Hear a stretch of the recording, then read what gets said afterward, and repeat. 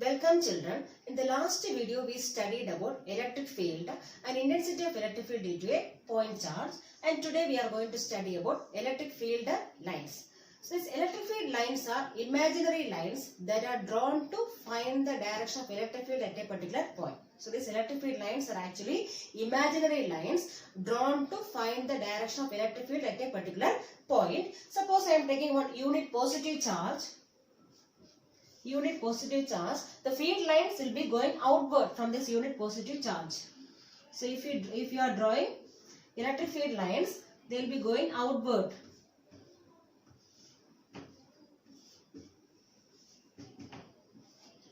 So this field line shows the direction of electric field around this unit positive charge. So similarly, I am taking a unit negative charge.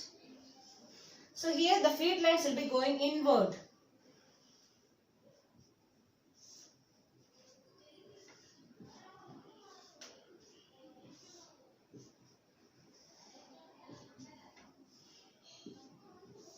So in the case of unit negative charge, the field lines will be coming from infinity to the negative charge. And here these field lines are going to infinity. So these electric field lines are imaginary lines that are drawn to find the direction of electric field around a charge. Okay. Now, suppose what about this density of electric field? So density of electric field is more near the charge. So near the charge, the density of electric field is more, and when the distance increases, from the charge, this density of electric field will be less. So anyway, I told you these electric field lines are imaginary lines that are drawn to find the direction of electric field, and this density of electric field is more near the charge, and when distance increases, the density of electric field will be less. So the density is more near the charge, and these field lines are drawn to find the direction of electric field around a charge. Okay. Now we have to study about the properties of field lines.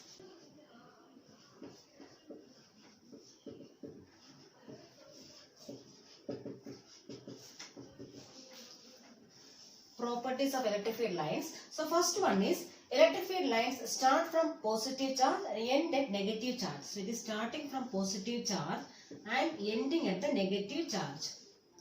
The field lines will be starting from positive charge and ending at the negative charge in the case of two charges. Then suppose we have only point charge. So in the case of point charge, the field lines will be starting or ending at infinity. Suppose I am taking a unit positive charge. The field lines will be ending at infinity. That means it is going outward. The field lines are going outward. That means they are ending at infinity. And in the case of a negative charge, the field lines are starting from infinity.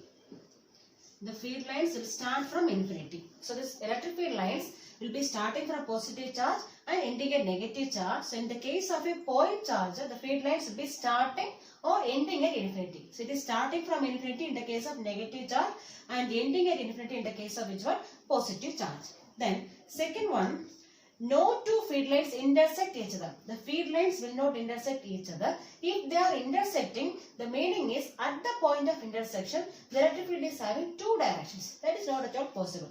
So at a particular point, this electric field is having only one direction. So if the field lines are intersecting, the meaning is at the point of intersection, the electric field is having two directions. That is not at all possible. So no two field lines intersect each other.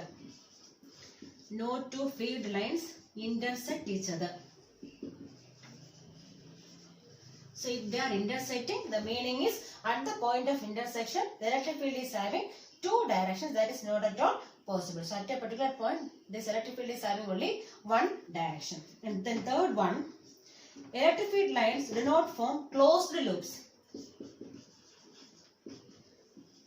Do not form closed loops. So this electric field lines will not form closed loops. So it may start from positive and ending at negative charge. Then again from negative to positive it will not come. So it will not form a closed loop. This electric field lines will not form a closed loop. Then fourth one, in the case of a conductor, in a conductor, the field lines are perpendicular to the surface. So in the case of a conductor,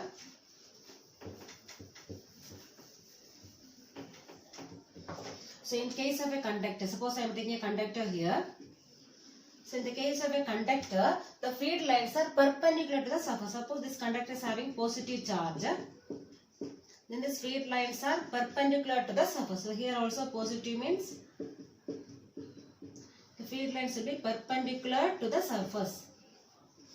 So in the case of a conductor, the field lines are perpendicular to the surface. Now fifth point. The tangent to the electric field lines at a particular point gives the direction of electric field at that point. The tangent drawn at the electric field lines shows the direction of electric field at that particular point. For example, suppose we have the field lines like this. Field lines like this, and if we want to find the direction of electric field at this point P, so what we have to do is we have to draw a tangent at this point. Tangent means it is the straight line passing through only one point. So if you are drawing a tangent at this point, this direction of this tangent will give the direction of which one?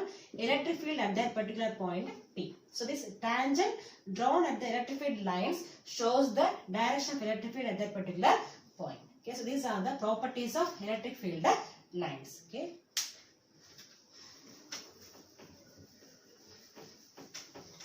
Then how will you represent uniform field? Uniform field with respect to electric field lines. Uniform field. So in the case of uniform field, these field lines are parallel. Suppose the field lines are shown like this, the meaning is this is a uniform field. So all the field lines will be parallel to each other. So if the field lines are parallel, it shows that the field is uniform. Okay. Similarly, I am drawing a non-uniform field. Non-uniform field. So in the case of non-uniform field, the field lines are not parallel. Okay. So I am drawing the field lines like this. Field lines like this, and suppose I want to find the direction of electric field at this point P. So what we can do, already we studied in properties of electric field lines, so we can draw a tangent at this point. So we are drawing a tangent here, and this direction of tangent will give the direction of electric field at this particular point. So this is the representation of electric field in the case of non-uniform field. And suppose we have two charges, one positive and one negative. One positive and one negative charge. So here the field lines will be starting from positive and ending at the negative charge. The field lines will be starting from positive and ending at the negative charge. That means from positive it is going outward. The field lines will be going outward from positive charge. And in the case of negative, the field lines are going inward. The field lines will be going inward. So this is in the case of two opposite charges. And suppose we have two same charges. Suppose I am taking one positive, and here also I am taking another one positive charge. So we know that from positive charge field lines are going outward. So the field lines will be going like this.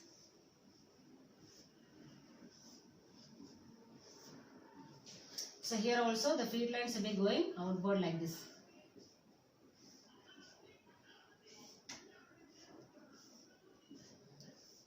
So they will not move to the next charge. They will be going outward. So these are the representation of electric field lines in the case of parallel uniform field, non-uniform field, as well as one positive and one negative charge in the case of two same charges. Okay. Now, next is how the conductors behave in an electrostatic field. The behavior of conductors in electrostatic field. Conductors in electrostatic field. So these field lines will not pass through a conductor. Suppose one conductor is here, and these field lines will not pass through a conductor. Will not pass. So in the case of a conductor, the field lines will not pass through a conductor. That is, the interior of the conductor is free from electric field. Suppose one conductor I am taking. So this interior of the conductor is free from electric field. So there is no electric field inside the conductor. Okay. So there is no electric field inside the conductor. That means electric field lines will not pass through a conductor. This next one, the charges will reside or lies only on the surface of the conductor. The charges will remain only on the surface of the conductor. Suppose I am taking positive charge, means this positive charge will reside only on the surface of the conductor. This free lines will be going outwards like this. Positive charge means it is going outward. Going outward. And here also it is going outward. But inside the conductor there is no electric field lines. That means there is no electric field inside the conductor. The charges will reside, all the charges of the conductor will reside only on the surface of the conductor. Okay. Then the electric field intensity on the surface of the conductor will depend on the surface charge density. Will depend on surface charge density. So electric field intensity at any point on the surface of a conductor depends on surface charge density sigma. Already we studied in the last video, I think. Okay. Sigma is the surface charge density. That means charge per unit area. Charge per unit, Q by A. So this electric field intensity at any point on the surface of the conductor depends on surface charge density. Symbol is sigma. That is sigma equal to Q by A. That is unit is coulomb per meter square. Okay. So in the case of a conductor, this electric field lines will not pass through a conductor. That means there is no electric field inside the conductor. Okay. The interior of the conductor is free from electric field, and all the charges of the conductor will reside or lie only on the surface of the conductor. Then this electric field intensity on the surface of the conductor depends on surface charge density sigma. That is sigma equals Q by A. Unit is coulomb per meter square. Okay. This much about the conductor's electrostatic field. Now, next is electric dipole.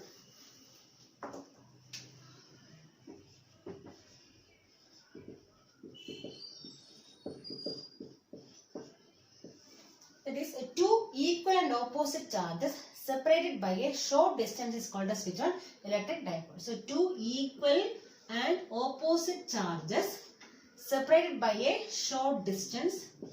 Okay, I suppose this distance I am taking is 2a. This is plus q charge. This is minus q charge. And this is called as which one? Electric dipole. So two equal and opposite charges, because here it is plus and here it is minus. But the amount of magnitude is same. The magnitude of charge is same. That is q remains same. But one is positive, another one is negative. So two equal and opposite charges separated by a short distance is called as which one? Electric dipole. And suppose this center I am marking as O. This center O is called as the center of the dipole. Center of dipole. So this dipole means it is the two equal and opposite charges separated by a short distance. Okay. Now, what is dipole moment? Dipole moment. Symbol is P. And this dipole moment is a vector quantity. So we can put here vector. So dipole moment P. So dipole moment is defined as the product of one of the charge and distance between the charges. That means Q into 2A. So this dipole moment is defined as the product of one of the charge. That means both the charges are same only. So product of one of the charge and the distance between the charges. That is Q into 2A. So vector P equal to Q into 2A. And the unit is, so unit of dipole moment is, so this is this charge. So charge unit is coulomb. And 2A means distance. So distance unit is meter. So coulomb meter. So coulomb meter is the unit of which one? Dipole moment. This dipole moment is a vector quantity. So dipole moment is the product of charge and distance between the charges. And unit is coulomb meter. Okay. Now,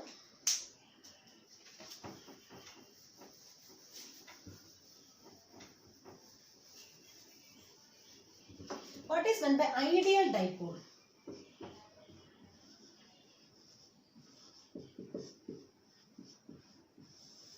So ideal dipole means it is small dipole with no size. So it is the smallest dipole having no size. No size means the charge Q is more compared to distance. More compared to distance. Compared to distance. So we have the formula for dipole moment. P equals Q into 2A. So suppose if the charge is more compared to distance, so we can neglect this distance. Then that is called as which one? Ideal dipole. So the ideal dipole is the smallest dipole having no size. That means charge is more compared to the distance between the charges. The distance may be very less. The distance between the charges may be very less compared to the charge. That is called as which one? Ideal dipole. Okay. Now next we have to study about polar molecule and non-polar molecule. So first one, non-polar molecule.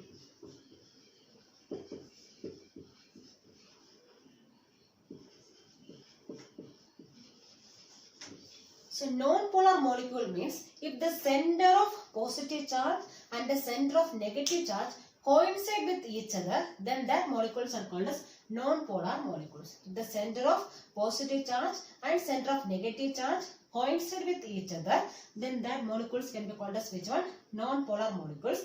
And its non-polar molecules will not have any dipole moment because there is no distance. The center of positive and, so suppose it's a positive charge and negative charge also will be coinciding. So both will coincide. There is no distance between these two.